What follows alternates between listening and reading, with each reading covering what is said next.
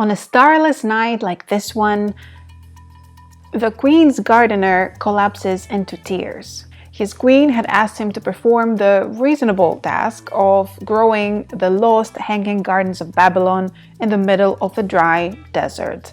He was desperate, he was crying, so legend has it that the goddess Ishtar heard his cries and turned his tears into water.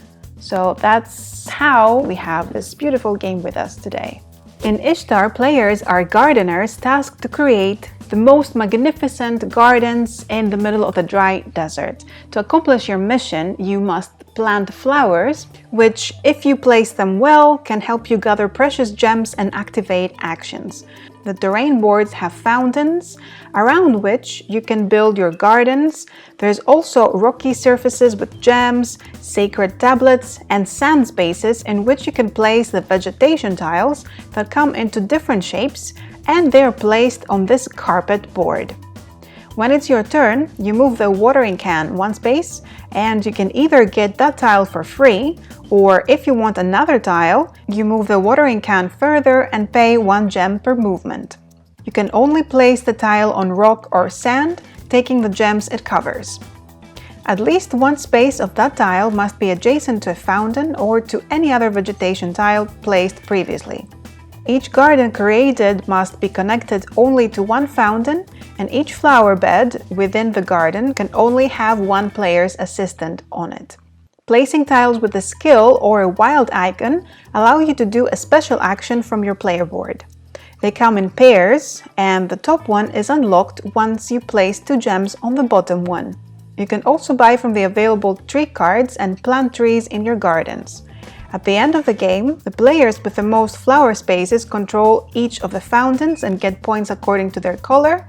You score 1 victory point for each visible flower in flower beds controlled by your assistants, and your unlocked skills can give you extra significant points as well.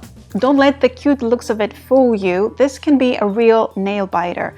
In Ishtar, your task is challenging. Not only do you have to choose your moves wisely so that you can build a garden with lots of flower beds while also getting lots of gem resources, but you need to decide between spending your gems to buy trees and purchasing upgrades which allow you to get skills and more points in the long run. At the same time, you have to try and block the plans of your opponents in every step of the way. For a game that lasts only about 45 minutes, there's lots of complexity in the strategy.